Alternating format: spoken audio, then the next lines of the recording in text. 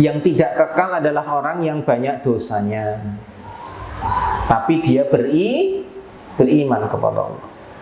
Dia muslim, dia beriman, tapi dosanya banyak. Ya, dia harus disiksa dulu. Nah, kecuali dari 4 golongan ini, mereka yang selamat dari sirat, insya Allah ahli surga. Ya, ada yang berlari kencang, ya sesuai dengan tingkatan amal dan cahaya yang dimiliki. Oh iya ya, padang mahsyar itu panas, terang, benderang. Kalau sirat ini gelap gulita. Cirinya begitu. Makanya di sirat ini orang pasti banyak yang tergelincir ya karena gelap, orang iso lewat. Ya gimana kita bisa selamat mau melewati jembatan yang sangat mengerikan? Kenapa disebut mengerikan? Karena menggelincirkan. Bukan jalan yang mulus, paving atau aspal, enggak. Bahkan jembatan ini dianalogikan, diilustrasikan, disampaikan Nabi lebih tajam daripada pedang dan lebih tipis daripada rambut yang dibelah 7. Saking menggelincirkannya, sulitnya luar biasa. Maka orang-orang yang memiliki cahaya insya Allah selamat hingga ke ujung di Qantharah. Nah, di Qantharah ini setelah dikumpulkan di sana, tidak langsung mereka masuk surga. Yang selamat duluan sampai Qantharah terus tiba-tiba masuk surga, tidak, nunggu saya di Qantharah sampai semua manusia selesai masuk neraka semua, selesai berada di Qantharah semua. Paham maksudnya? Setelah di jembatan sudah tidak ada lagi yang lewat, maka selesai semua. Baru beralih peristiwanya di Qantharah. Paham ya? Jadi ada yang memiliki kecepatan kilat, bus, wis tekan kono. Apakah langsung masuk surga? Tidak. Ada yang terseok-seok, dia merayap, merangkak dengan susah payah di sirat dan selamat sampai Qantharah. Maka bukan berarti dia juga terlambat masuk surga. Paham? Jadi semuanya akan menunggu di Qantharah. Bagi yang sudah datang duluan maupun yang belakangan semua menunggu. Karena tidak bisa orang masuk surga sebelum dibuka pintunya. Lah iya wong iso cepet rono wus ning ra duwe syarat untuk mlebu swarga ra iso buka pintune. Kenapa? Karena pintu surga semua masih tertutup. Dan kalau ada yang membuka ditanya malaikat, "Siapa kamu?" Siapa Mbak nama? Mbak Foni. Namamu siapa? Foni. Mikir. Oh, ranto. Surga masih tertutup semua pintunya. Ada 8 pintu tertutup semua. Ada yang kecepatannya tinggi, Mbak Foni. Tekan saya kasih. Yes, aku nomor 1. Mlebu sik ah. Oh, takoki sapa kowe? Foni. Lah, Pak Entuk mikir. Enggak boleh. Siapa orang yang diizinkan pertama untuk masuk surga? Rasulullah Muhammad SAW. Maka saat Rasulullah sudah berada di pintu surga, ditanya oleh malaikat, "Siapa engkau?" Kemudian Rasulullah memperkenalkan diri, "Saya Muhammad." Malaikat gak kenal. Toh meskipun kenal, tetap harus ditanyakan, diskonfirmasi, "Siapa namamu?" "Muhammad bin Abdullah." Muhammad Rasulullah langsung. Malaikat mengatakan tidak diizinkan pintu surga dibuka kecuali oleh kamu wahai Muhammad. Jadi pintu-pintu surga tertutup semua sebelum dibuka oleh Rasulullah SAW. Setelah Rasulullah membuka, baru kemudian berbondong-bondong orang masuk surga. Meskipun Rasulullah yang membuka pertama kali pintu surga, akan tetapi Rasulullah kedahuluan oleh seorang wanita yang lebih dulu masuk surga dibanding Rasul. Jadi baru dibuka langsung bus maju kalah cepat. Dan wanita ini yang hidup semasa Nabi SAW, yang hidup semasa dengan Fatimah binti Rasulullah SAW. Karena wanita ini memiliki keistimewaan kata Rasulullah SAW, karena dia sangat taat kepada suaminya. Dia memiliki cambuk dan juga kipas yang selalu dia siapkan. Jadi pada saat suaminya pulang istirahat siang dari kebun kurma, tugasnya istri ini adalah mengipasi suaminya setelah melayani makan, minum, dan sebagainya. Pada saat ngipasi ini sambil ngomong, wahai suamiku, apakah ada yang kamu tidak suka dariku? Ini cambuk, silahkan cambuk diriku. Jadi cambuk itu disiapkan untuk suaminya agar mencambuk dirinya jika melakukan sesuatu yang suaminya tidak senang. Jadi kalau ada sesuatu yang nggak suka, wahai suamiku, cambuklah diriku. Ini luar biasa. Makanya istimewa. Saking istimewanya memang akhlaknya mulia. Saat itu Fatimah diberitahu oleh Rasulullah bahwa ada wanita yang mendahulunya, dicari. Fatimah datang dengan anaknya yang bernama Hasan. Husain Pak, Hasan duluan ya. Hasan lah. Sampai sana kemudian Assalamualaikum, waalaikumsalam. Siapa? Fatimah. Fatimah siapa? Fatimah binti Rasulullah. Ahlan wa sahlan. Bolehkah aku masuk? Iya. Kamu sendirian atau sama siapa? Saya sama putraku Hasan. Aduh, mohon maaf, saya dipesan oleh suami tidak boleh memasukkan laki-laki. Bukankah ini anak kecil, masih bayi. Tetap tidak boleh karena dia laki-laki. Saya tidak diizinkan untuk memasukkan laki-laki asing ke dalam rumah. Sebelum saya minta izin. Besok datang lagi, saya akan minta izin dulu sama suami. Besoknya datang lagi Fatimah. Dan kemudian mengatakan, wahai Fatimah, kamu diizinkan masuk bersama anakmu Hasan karena diizinkan oleh suamiku. Tapi aku bawa anakku lagi yang satu, Husain, Hasan Husain. Waduh, tidak boleh. Karena izin hanya untuk Hasan. Besok kamu datang lagi. Aku akan mintakan izin untuk Hasan dan Husain. Untuk Husain.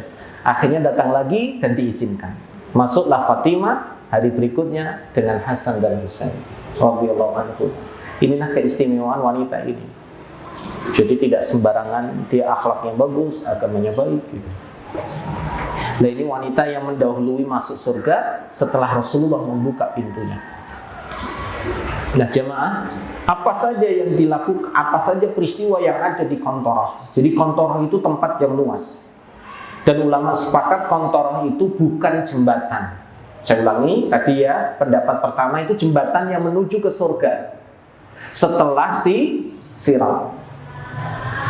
Tapi ulama kebanyakan menafsirkan bukan. Itu bukan jembatan menuju surga, tapi tempat yang lapang sebelum masuk surga. Gampangnya kalau ada surga dengan banyak pintu, ini ada lapangan luas. Gampangnya teras, bukan teras ya, itu bukan teras surga. Apa jenenge? Jadi kalau kita mau ada acara ke stadion, masuk ke stadion ada di luar dulu gitu tuh. Halaman, nah itu Kontoroh. Nah, di Kontoroh ini berkumpul semua orang yang beriman dan mereka semua ahli surga. Maka di situ diberlakukan oleh Allah Ta'ala peristiwa di Kontoroh, yaitu peristiwa untuk mensucikan hati, membersihkan hati dari semua rasa ketidakenakan dengan yang lain. Jadi menghilangkan suasana hati yang dongkol, yang jengkel, yang gak seneng dengan saudaranya, dengan orang beriman yang lainnya. Maka di Kontoroh ini berlaku yang namanya hisab. Akan tetapi hisab yang dilakukan di Kontoroh berbeda dengan hisab yang dilakukan di padang mahsyar. Nah, para ulama membagi tiga. Yang pertama yang dihisab adalah orang kaya dan orang miskin. Dua orang ini sama-sama masuk surga. Golongan miskin dan golongan kaya masing-masing masuk surga. Semua memang masuk surga. Tapi dihisab dulu. Orang kaya dihisab, kenapa dulu di dunia kamu tidak memperhatikan orang-orang miskin? Padahal udah jadi ahli surga, tapi tetap dihisab. Ada nggak kezaliman yang dilakukan orang-orang kaya kepada orang-orang miskin? Dicek semua itu. Akhirnya sudah selesai hisab perhitungan antara orang kaya dan orang miskin, maka terpisah. Ini orang miskin, ini orang kaya. Akhirnya orang miskin yang masuk surga duluan. Dan selisihnya riwayat pertama 40 tahun perjalanan mereka terpisah. Jadi orang miskin udah masuk, baru 40 tahun kemudian orang-orang kaya. Jadi orang-orang kaya itu tertahan di Kontoroh jauh lebih lama. Tuh, sungguh enak ya yang miskin dah duluan masuk, kita masih di sini tahun. Riwayat yang lain 120 tahun menunggu di kantor. Pengen jadi orang miskin Pak kaya.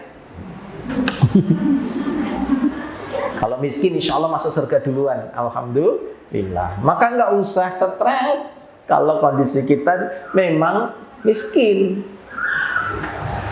Karena miskin dan kaya itu ketentuan Allah Ta'ala. Jatah rizkinya memang begitu. Ada yang ditakdirkan jadi orang kaya, ada yang ditakdirkan jadi orang yang miskin. Paham ya?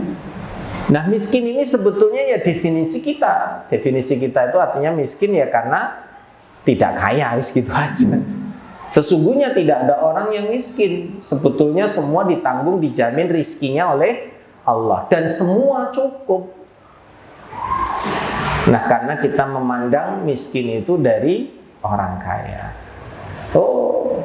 Makanya level indeks kemiskinan setiap orang dan setiap tempat itu berbeda. Kemiskinan orang Semarang jauh beda dengan kemiskinan orang Jakarta. Miskinnya orang Jakarta beda dengan miskinnya orang Inggris, kan paham maksudnya? Beda lah. Apalagi miskin di Singapura beda sama miskin di Indonesia. Wong Indonesia ini jane orang sing miskin orang duwe sego iso mangan telo, ora miskin. Ora iso duwe omah yo iso ngontrak, ora iso ngontrak wis gawe nganggo gedhek. Ya wis tetep duwe wis. Wong Indonesia iki ora ono sing miskin, sugih kabeh. Buktine ora ono sing mati kelaparan. Semua hidup. Dan di Indonesia itu luar biasa. Yuk kita lanjut ya. Nah, di kontorah yang dihisab pertama itu. Yang kedua yang dihisab adalah orang-orang yang pernah menzalimi satu sama lain dan belum selesai di yaumul hisab, belum selesai di padang mahsyar. Gampangnya gini. Yang kedua ini orang-orang yang sudah yang sudah disidang di padang mahsyar, tapi cek grundel nenggone kontorah, paham maksudnya? Cek grundel. Contohnya gini, Mbak Novi ya, Foni ya. Mbak Foni ini lagi ada masalah kasus dengan si Fulan. Ya, Fulanah dia lagi kasus. Kenapa? Ada bisnis online yang dia dicurangi. Segampangnya dia berlaku curang, manipulatif, merekayasa, segampangnya dia dirugikan. Sampai akhirnya tidak bisa dimediasi, tidak bisa kekeluargaan, wes bawa ke hakim dan persidangan ditegakkan. Mbak Foni dengan argumentatif yang luar biasa mengatakan saya yang benar. Nah, pihak yang mencurangi juga ngotot, aku sih benar. Ngotot ya sudah, hakim mencari tahu mana yang benar kan gitu dan mana yang salah.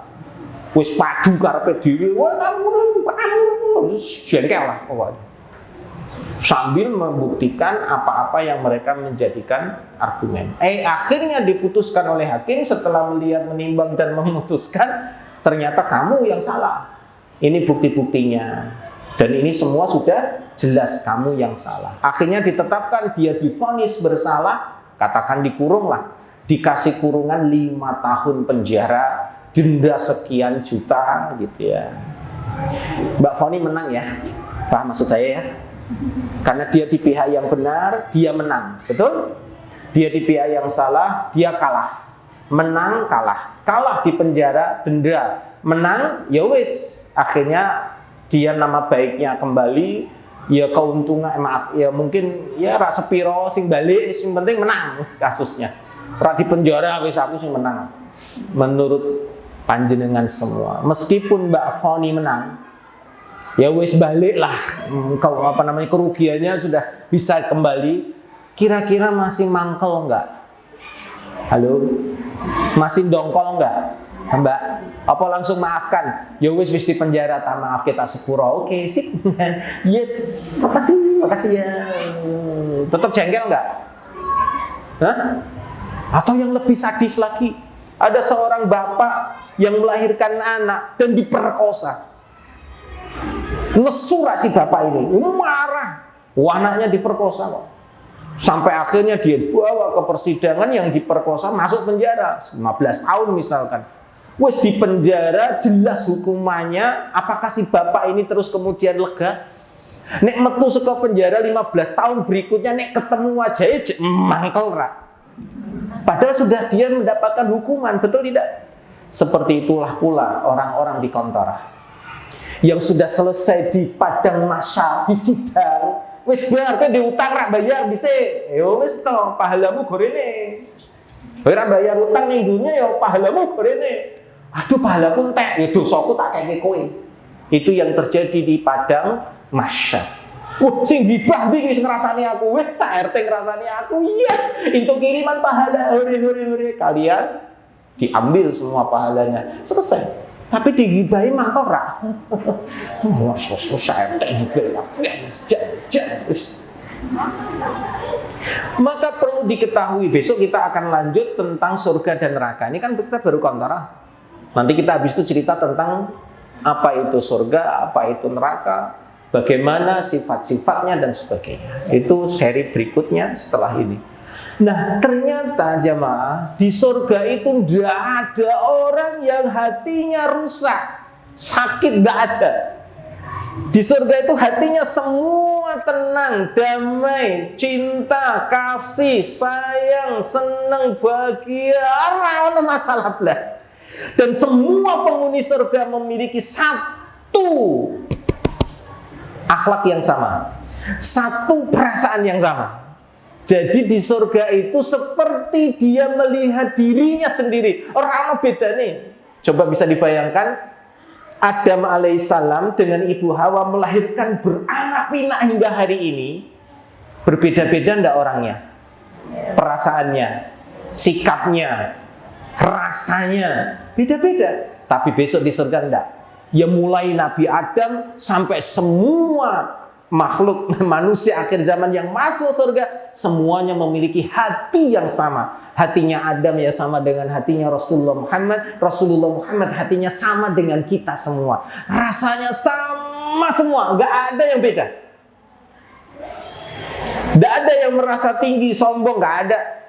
Kemudian Rasulullah misalkan atau Nabi-Nabi itu misalkan masuk surga kemudian mereka lebih. Nggak, semua penghuni surga memiliki rasa yang sama, hati yang sama. Kok bisa begitu? Diselesaikan di Kontorah. Maka mereka yang sudah dihisab, jek mangkel dongkol ketemu, loh jebule arep mlebu surga. Waduh. Mau pada ning kono wis tak udah dia to. Wis tak jikui pahalane kok ya tetep jek mlebu surga. Wah. Jengkel tak kira-kira. Pengene ya kowe iki utang ra bayar wis. Dune ya mlebu neraka mau mlebu surga wah jan. Mangkel. Nah, Allah hilangkan itu. Dengan cara apa? Mereka dihisab. Yang masih mangkel diundang sama yang bikin mangkel tadi.